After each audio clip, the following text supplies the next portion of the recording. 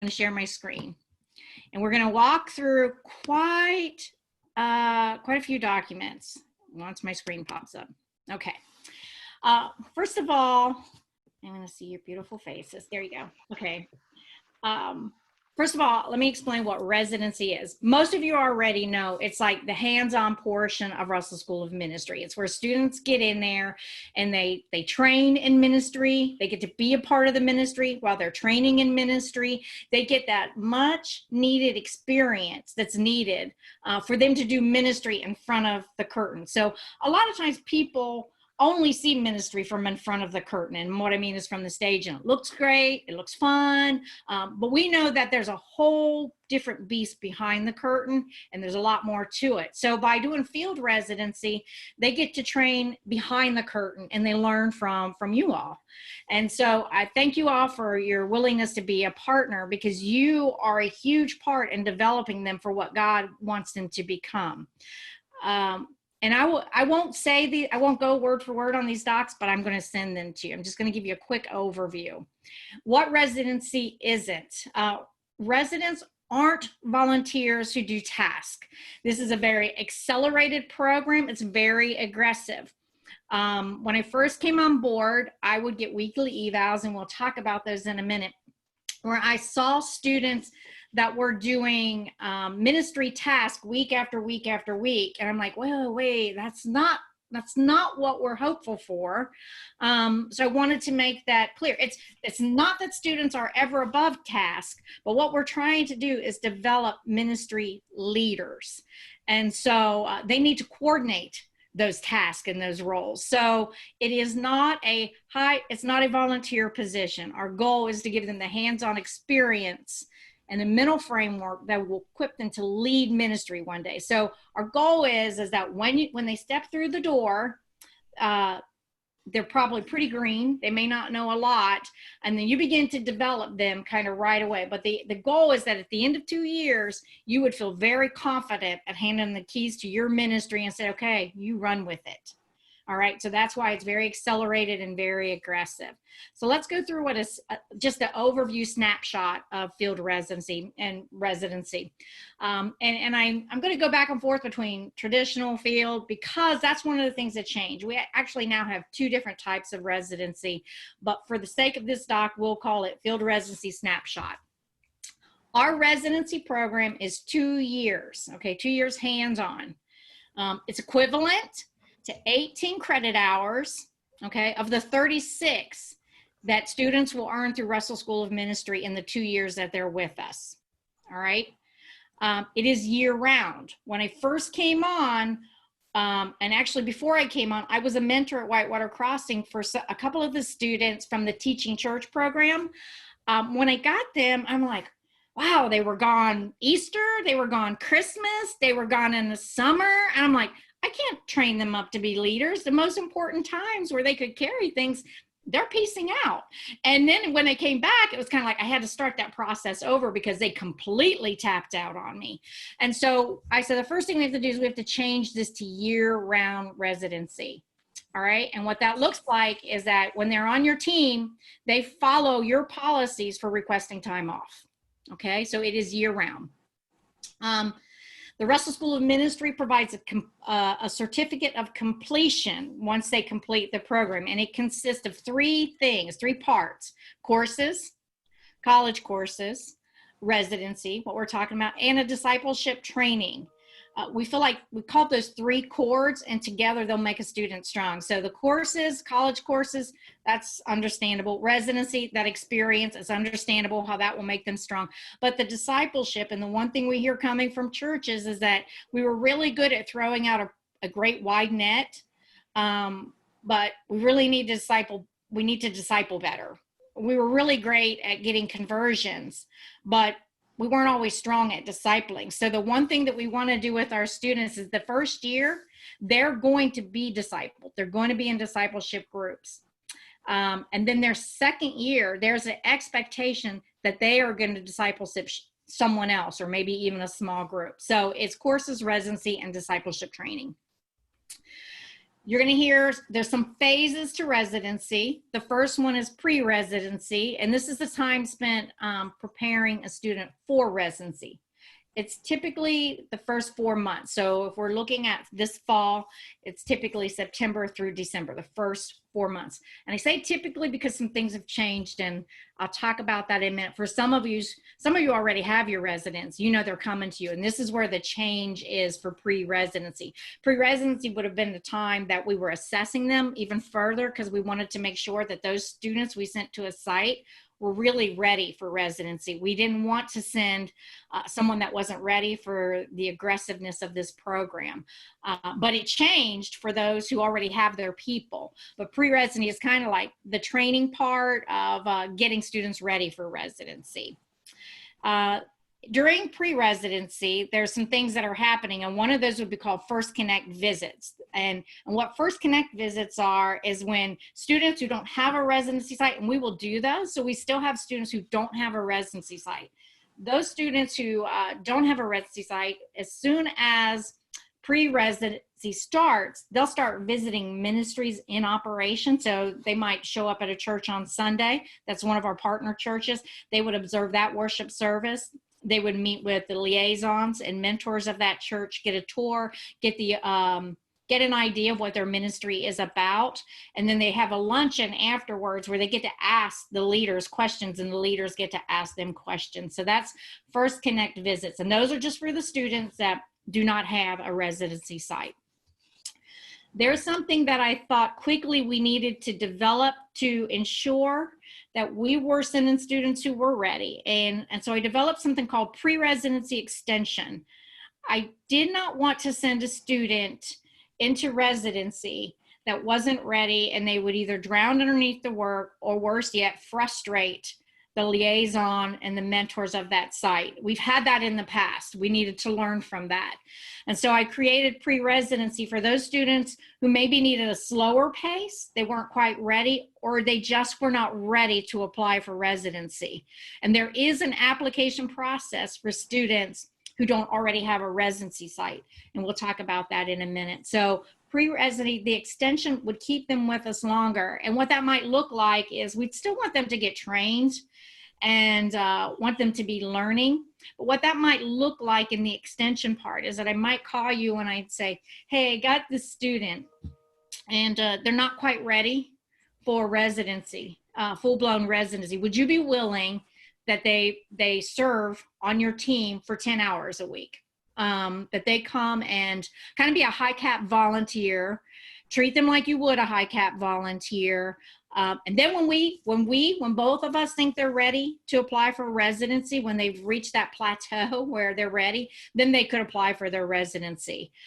So that would be kind of how we'd start to train them easily, okay? Students must formally apply and must be formally accepted at a field residency site. Now, for those of you who already have your resident, you're kind of bypassing this. But for those 5 who are looking, we really wanted to place a very high value on residency because it is a high value. The idea you get to be a part of a team and get trained there, that is amazing. And we didn't want them to look at that like, yeah, it's just what I get when I go to RSM. We wanted to put a very high value out of the gate that this residency was something to value. And so through their First Connect visits, they're kind of checking out these residency sites. The leaders there are checking them out, but there might come a time where they go, yeah, I think that's the residency site that I could really learn well at. And so we created a formal process, an application process for them to begin to apply to that site. So there'd be steps for them to do, and there would be steps for the liaison and mentor to do at their site to formally accept them. I felt like that acceptance process, just like coming into a college, you know there's a high value if you get accepted. I felt like we needed to do that with residency. So there is a formal onboarding for those students who don't have a residency site yet. Okay, where am I at here? All right. Field residents, and this is just speaking into what they do. Field residents take the lead on projects, handle day-to-day details, building and leading teams as part of that, and navigating a variety of situations. Residents are considered as part of the team in both expectation and ownership. Again, they're not every week volunteers. There needs to be some high expectation and some ownership to that, okay? And field residents will be challenged and experience healthy tension from the start, and this is intentional, okay? Ministry's tough. There's not one of you sitting there who would not say otherwise, that ministry is challenging. And so we want them to feel that tension as they're learning how to be in ministry.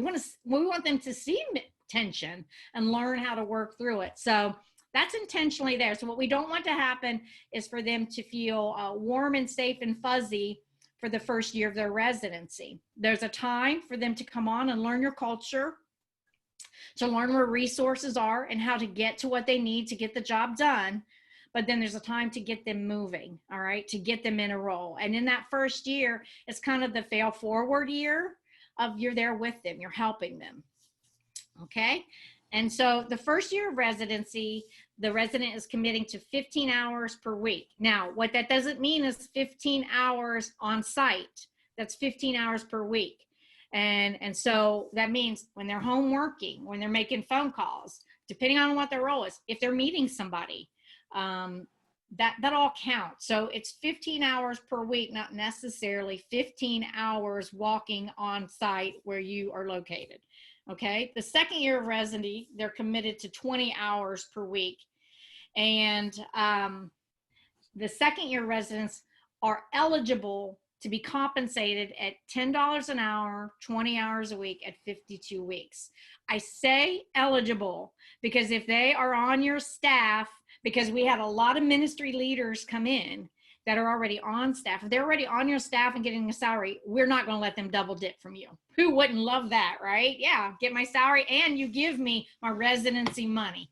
So they're eligible for that. All right. And the way you pay them is kind of up to you, but you do need to make that clear with them, how payment comes, what's expected, if they need to submit a time card, if there's an online document, if it's going to be non-taxed or taxed. Just make that clear to them in their second year so there's no surprise attacks on them, how they'll be paid. We actually have ministries that say they actually have to earn their own, like a missionary would. That's okay. However, they get paid in their second year is up to your policies at your church, but just make sure they understand that coming through the gate, okay? So here's the thing that is new, the MIRA. MIRA is a second form of residency, and this came in when we realized that God was sending the majority of our students were already doing ministry, in ministry, some of them already in high-level staff positions, and they would not be able to leave their ministry to go do field residency. So I created this other form of residency. It's an alternative, and MIRA stands for Mentor and Residence Alternative. And so this would help a student who's already hired staff at a ministry location, but can't leave the ministry because of time restraints. And so this would be good. This is really for the person that maybe is already a pastor or a director. And there might not be anybody at their site who can invest in them and help develop them to the next level of leadership. So what they would do, they may know somebody who's not in their organization. Then what that mentor would do is, it's a different kind of mentorship. They just commit to 10 hours a month, meeting up with them either virtually or at their site, or that student coming to their site to kind of coach them and get them to the next level. So we saw real quickly that we needed some other form of residency. And then so that's what MIRA is. So right now I've got several of those who there's no one at their site that can really coach and mentor them. So I'm looking outside of that. And I've actually been asking, like, hey, if you know any top level leaders that would love to mentor these students already in position, please let me know. So that's kind of MIRA. Do those two residencies make sense in the difference between field residency and MIRA? Mm-hmm. Yes. Yeah, we'll come back for a Q&A because, like I said, I'm going to go really fast on this. Most of you, and this I'm going to breeze through this real quick, how to establish partnership. Most of you have already started this process. You should have been able to view a partnership video which talks about the different roles between liaison, mentor, what they do. application. The first step is application, applying to be a residency site. Then we're going to want a memorandum of understanding. That's that commitment between you and I, making sure we're on the same page, or not myself, Russell School of Ministry. And then students, and then let's see, we can skip the red part. You can read that when you get the docs. And the one thing I want to say about application, that's something we need to do every year. So you will reapply every year in the fall, before the fall session. And the reason why we're going to do that, you might say, well, you already know I'm in with you. Well, now I don't always know that you're in with me. I also don't know how your ministry has changed. And so it may be that you cannot receive a children's intern and a youth ministry intern. There might be one specific area that you can do now, or your budget has changed. So every year I'm going to ask you to reapply if you want to stay in the mix of this. That's basically what it is. So I know what you need and how to best process it. There's a residency process and schedule, and I'm not going to go through this step by step because you can read through it through the docs, but there are 3 phases we've talked about. The pre-residency, what's happening in there. For those of you who have residents already, there still is a pre-residency phase, but that doesn't mean they're going to wait to start their residency.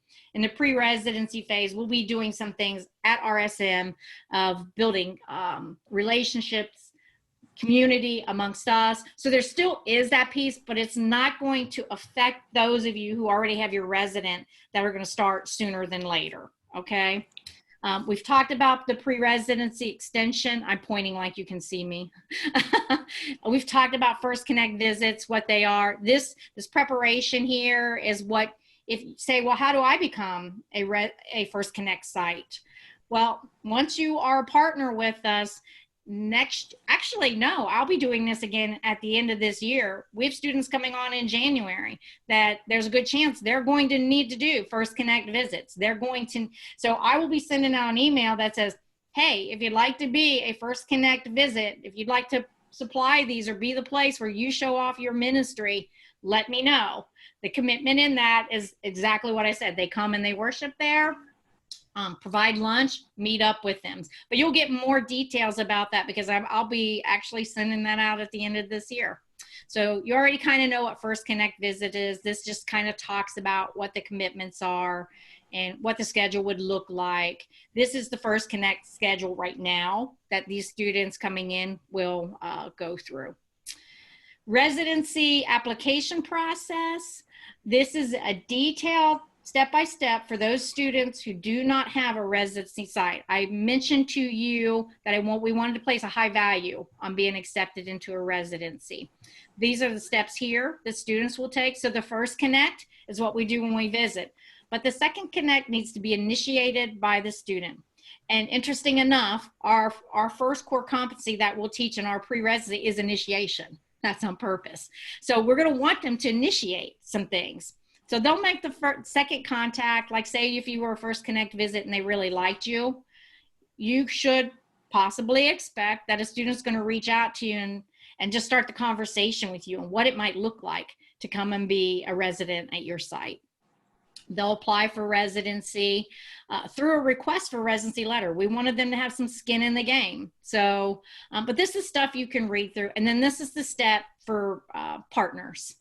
On what the time frame is, once steps have concluded, what you need to do to be ready for them and to bring them on board. I'm pointing this out, this first year ministry coordination role. That's the one thing, and actually no matter if you have a resident now or if you will be receiving one after First Connect visits, every student, I need to have a first year role description on file for them.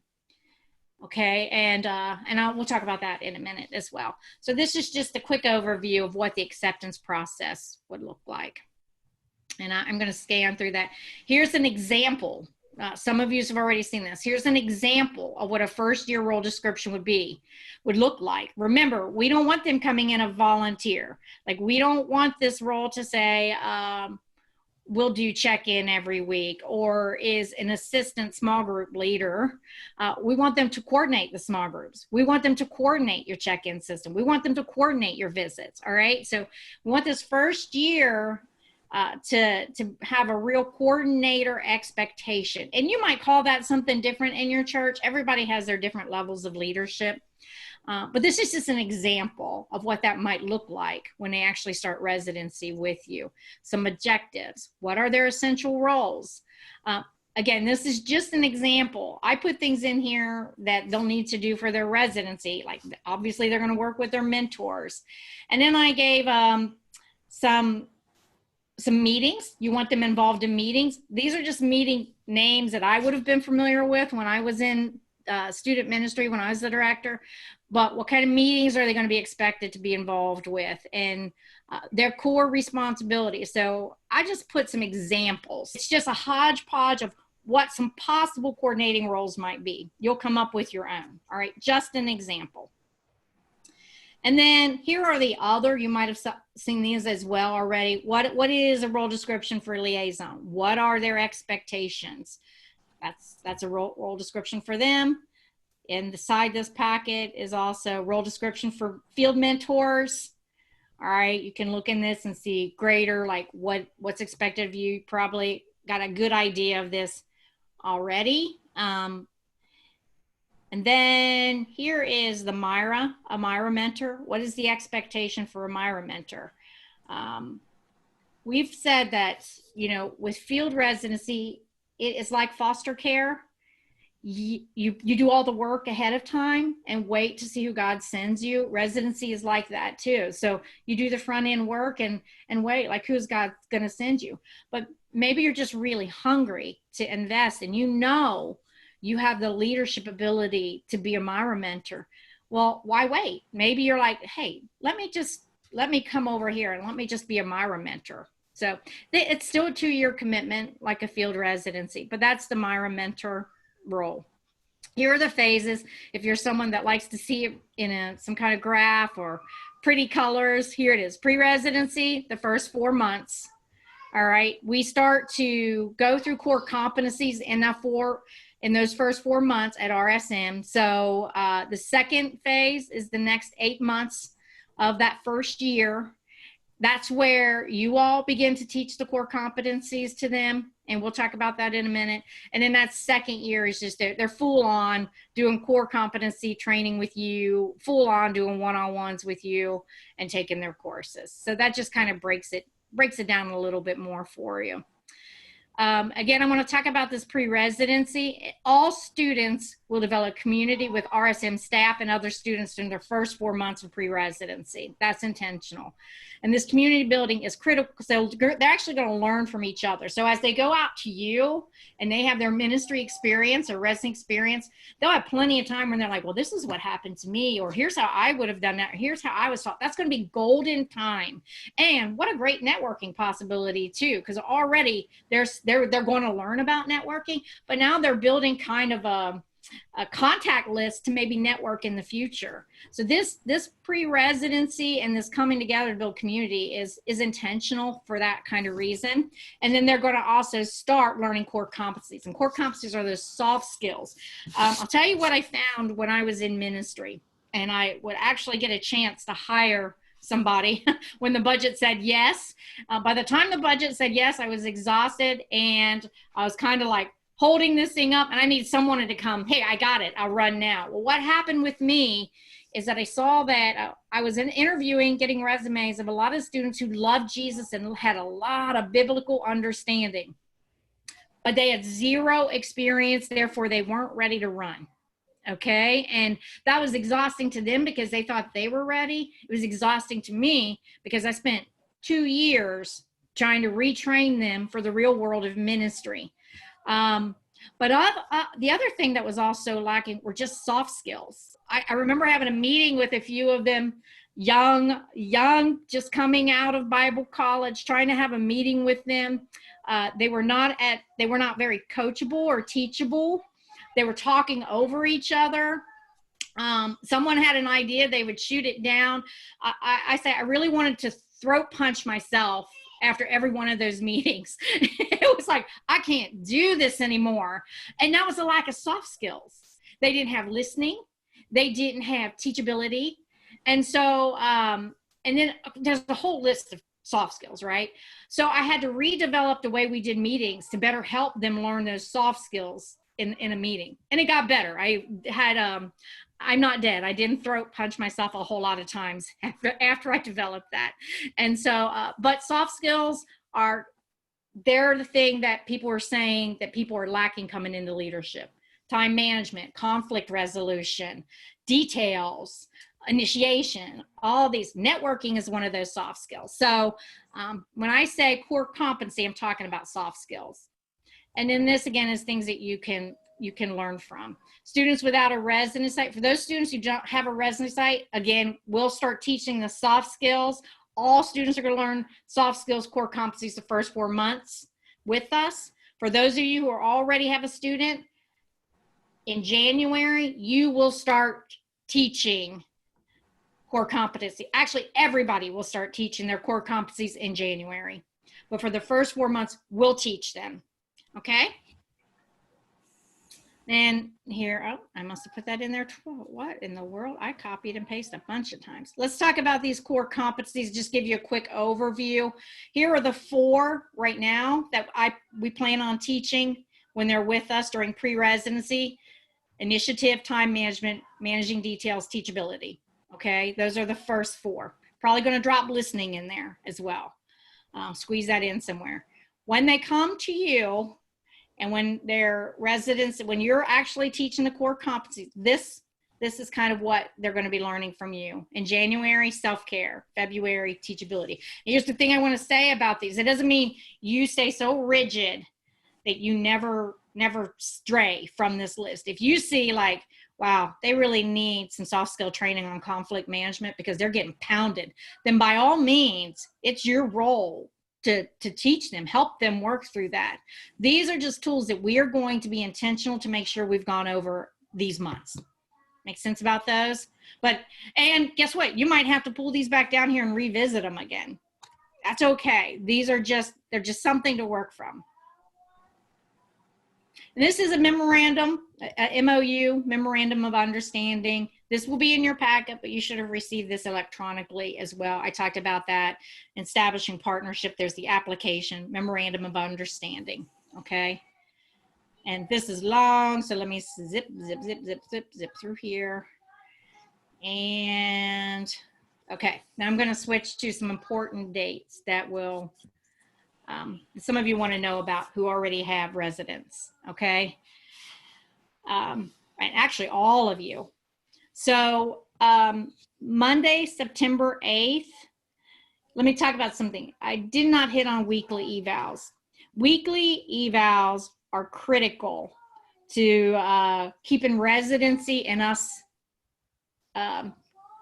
fully supporting the residents. And so every week, once residency starts moving, you're going to get a form, an electronic notification like, hey, we need you to submit this weekly evaluation. And so are students.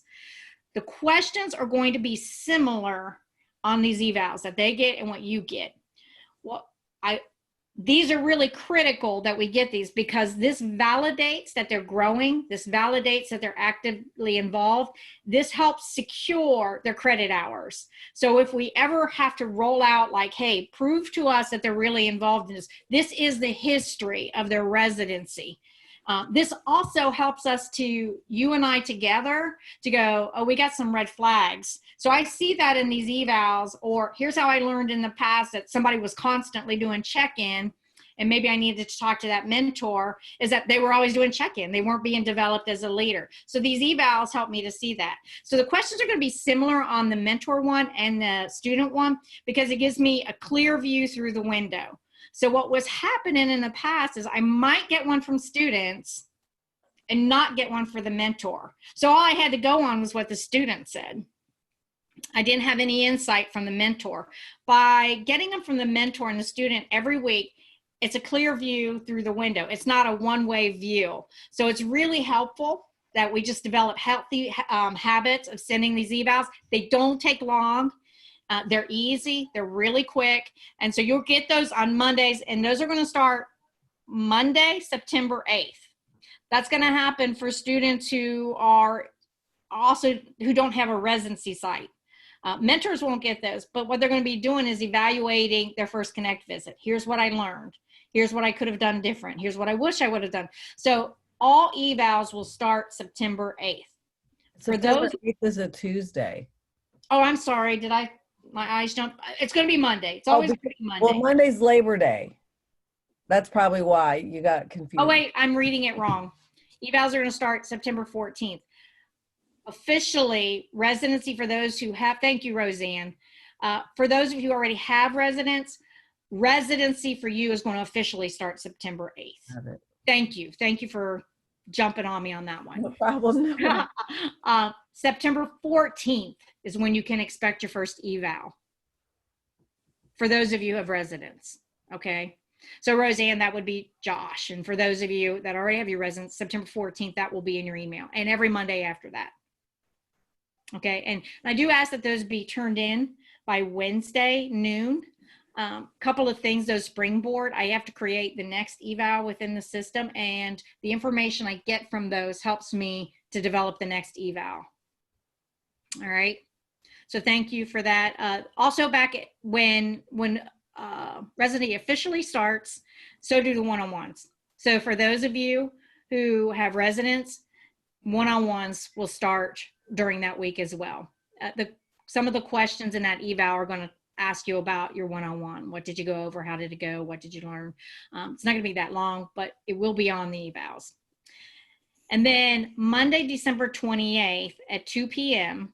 Okay, this is the slot. Mondays at 2 p.m. is what I'm slotting. Now, I already did get some feedback that December 28th may not be the best. So I'm flexible. Like if you say, hey, I'm going to be on vacation that week, that's cool.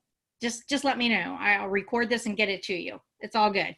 But that's when I want to actually start, because by that point, everybody is going to be in residency in January. So that's when those core competency meetings will start with mentors, those monthly meetings. And what will happen then is that the core competencies I've been teaching to the students, I'm now going to say, okay, it's January. We need to talk about self-care. I'll be doing that with you. So we'll get on like, okay, here's what's coming your way. Let's talk. Let's all network together. We'll learn from each other. And then we'll kind of give an overview of the tool that's coming your way. And then the expectation is through that month, you tap on this tool that you're talking to them about, maybe self-care. You know, how are you doing self-care? That doesn't mean it's the only thing you're talking about, but that now becomes your responsibility to teach them tools. Make sense? Okay. And then January, mentors, that's exactly what I said. In January, that's when everyone is in residency, and that's when you're teaching the core competencies to your students during the one-on-ones. And your one-on-ones are just really critical time with them. Please don't ignore those. It's really easy to run fast in ministry and think that it's all good. You can come back to those, but we say just try to plan an hour each week with that resident. And it's more than tools. You're checking on them spiritually, emotionally. You know, how you doing? How are you really doing? And building that relationship. And then you're professionally coaching them. That's time you need to be honest with them. Hey, here's something you could have done better. You did this great, but here's something I think you can do better. Or it could be, don't ever do that again. Do not do that again. At that last 10% that's a good place to have those. We've all had to have those hard conversations. I talked about the meeting I had with two that were feeding off of each other, and I just wanted to kill myself after them. We set a good path. We created a new way of doing these meetings, but I still had this personality that was tough in these meetings. And it really came down to coming back in one-on-ones going, so, okay, we got to have a conversation here. Here's what's happening, and moving forward, I don't ever want you to do that again, and this is not acceptable. And so that kind of stuff happens in one-on-ones too. All right. Any questions about this? This is fast. This is crazy amount of information, and I breeze through it very fast. So any questions about this? I have several questions. Okay, so first year role description. I wanted to make sure now because whenever I think about it, so when I bring in the person that I am working with, which we already have declared who that is, I can actually train them in multiple roles, correct? Yes, I mean, you can. that's okay. Because for example, I know that when I was first hired in the ministry, I was the senior minister, the youth minister, the children's minister, and the music leader. And not that necessarily that's going to be for everybody, but I wanted to make sure. So the person that I'm working with, I actually am going to have them starting kind of working in each one of the areas so that they can understand what goes on in those areas. Okay, I wanted to make sure that was okay. Bob, let me just speak into that. The role description, good. I'm glad to hear you say that, because what the role description makes you do is think ahead what it is you want them to do. Okay. And it's on paper that everyone has a clear expectation of what those roles are. So if that's it, I want you to train, just, put it on there. That's kind of like a general ministry. Yeah. Okay. That's good. The discipleship training that they're going to have, that they're going to actually take, is that going to be Tim Wallingford's course that he had? That is not. That's actually, we've got our own mentors. I'll be one of those. We have different times, different locations, and actually any of you could do that. So it's not just only our SM team that's doing it. It's not like we're elite or something. But we did have one student who said, hey, I'm already going to be doing this with not Tim Wallingford, but David Roadcup. Okay. And we're like, yeah, he's not quite quality. You can't do it with it. No. What we did is that if you're already in something like that, then you would just send us documentation of what that scope and sequence looks like, or what that program actually looks like. With this particular student, it was exactly pretty much what we'd be doing, and we knew they could turn around and duplicate that in their second year. Perfect. The self-care, I noticed you had it 2 times, January and August. I didn't know if that was necessarily intentional or if it was accidental. I've been revising these, so that was probably accidental. Okay. I just wanted to make sure if that was something that we should be looking at. Pointing that out. Yeah, I'll take a look at that. And then you covered the one I had about the weekly evaluation. I saw by the time you got to the end of how that would be done. So I'm good on those. That's the questions I had. Okay. Any other questions? Well, I don't know if it's a question, but I guess is this okay? You know, here at on our staff, we've always followed the format. I do it, you watch me, we do it together, you do it, I watch you. So like I'm going on vacation next week and I already put like 3 semi-major things in Josh's lap, you know, but you know, you're saying put them directly into like a coordinating position, you know, and of course, many of us learn by just getting thrown in it. So I understand he's not just a volunteer. I'm basically training him like I'm thinking he's going to take over this ministry. He could. Yeah, but, and you're already doing that. And so for those of you who already have this person you're working with, you're already ahead of the game on this. For those people that are just getting residents, that's more to provoke them, to make them think like, hey, don't think task doer, think task manager. Got it. Okay. But that's kind of the format I use. Like, watch me do it. We'll do it together. And then I'm just going to let you do it. And really, that's that first year. That's at like those first few months when they're with you, learn the culture, they're watching you, they're doing all that. But by that second year, you should be watching them do it. Yeah. Oh, yeah. Yeah, so that's a good model. That's a perfect model. Okay. Thanks. Hey, Anita, if we already have our resident, then do you still want us to participate in First Connect visits and be a part of those? Do you want us to be available for you guys, or is that only for churches that are still looking? You do not at this round, this cohort of students. We've already got those, but come around because we have students that are already coming on board in January. I may hit you up and say, hey, do you want to be one of these? So your student, like Jackson, I don't know if he's done it. He does not have to do First Connect visits because that would serve no purpose. I will say this. Couple things to keep in mind as pastors and mentors and things like that. We have had some pastors say, you know, I really would like them to learn from someone else. And so in that Myra, we had someone that could have done their field residency right there, but their direct report said, I kind of would rather him learn somebody's new ways because we all breathe the same DNA around here. It would be nice to have something fresh coming in. So he asked that his student actually get a Myra mentor outside of the organization. The other thing about First Connect visits, a lot of times you can't do without them on Sunday morning. You really need them there. But sometimes those visits are kind of nice because they get to look in and see the way another ministry is doing something and bring something fresh. So if you say, you know what, hey, we could do without them for a couple of those visits, you might say to your resident, like, hey, I want you to do, I think right now we have 14 scheduled for the 4 months of that pre-residency. You might say, I want you to do 5 of those. And, or I want you to do a couple of those. So let's talk about what dates we can not have you here, because I want you to learn from other people too. I want you to see it different. Because if this person has always been in a small church, they may never see the way a larger church, or vice versa.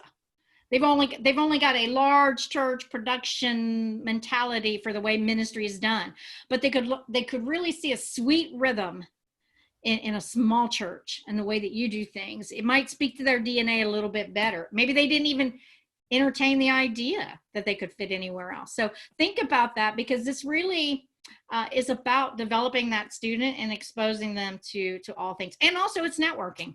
So if they get out there, they meet people, they can network. So it's just, but that's up to you. They do not have to do First Connects once you have your resident. Okay, cool. Okay. Thank you. Mm-hmm. Any other questions? The the folder that you're going to send us is going to have some of those other things that you need us to fill out. Is that what you're talking about?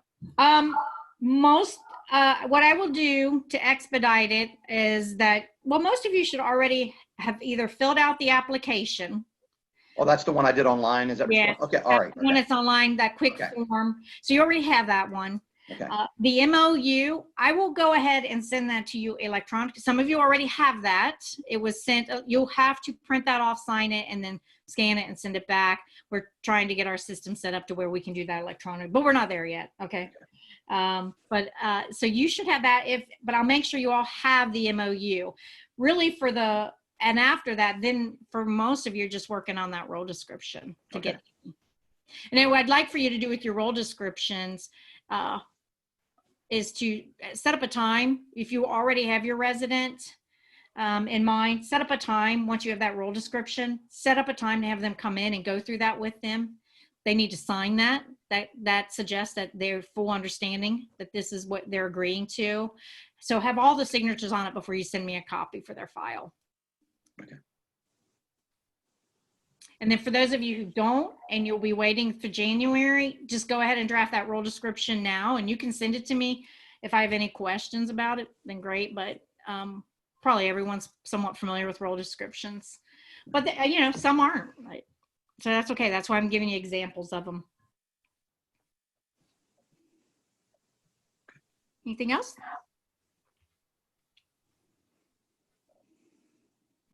All right, so you are now in the thread of communication. Most of you have been in the thread of communication, as you well know.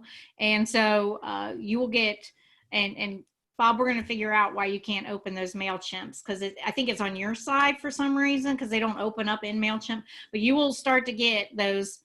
They may not always be weekly, but we call them partner queues. It's just to keep you in the loop of what's going on, send you anything you need to know, as well as the monthly link for what's going on at Russell School of Ministry. This is a partnership. What I want you to feel from this is that we're for you. So we don't want to be just takers, okay? That's who we do not want to be. We don't want to be takers. We want you to feel like we're giving you more than what we'll ever ask from you. And right now it feels like I'm asking a lot. Give me this, give me this, give me this form, give me this. Yeah. But as we go along in this process, like, we're so for you. So if there's something that comes along, like Roseanne sent an email that, hey, I could really use a part-time counselor here. You got a counselor? Then what we can use the link in the queues, and we can get that information out, like, hey, blah, blah, blah is looking for, or if we know someone, then we can send them, we're in this with you. Or if there's something we can do to support you, then we want to be that person. We just don't want to be always the askers, okay? Mm-hmm. And as always, the door is open. If you have questions, or I'm going to be learning all this year, so give me grace. As it changed drastically, I'm like, oh, wait, we don't have all new to ministry students coming in. We have very few. that are new. So I got to rethink this. I'll be rethinking this whole year and learning this process, and probably next year. And then, you guys got ministry figured out yet? No. Okay, then you're the kind of people that can give me some grace. And so, We always say change is our friend. yeah, hold it like water. Everything's fluid. Yeah. So that's us too. And we want to be high communicators, someone that you can trust information with, and that you can count on us to come through. But we're in a learning season too. So Thanks, Anita. Thanks for all you're doing. Appreciate it. thank you all. And have a blessed day, blessed week. If you ever need anything, don't hesitate to let us know. Okay. Thank you. All right. Thank you. Great meeting you all. Thanks a lot. Care. Thanks. Bye. See ya. Bye-bye. Bye.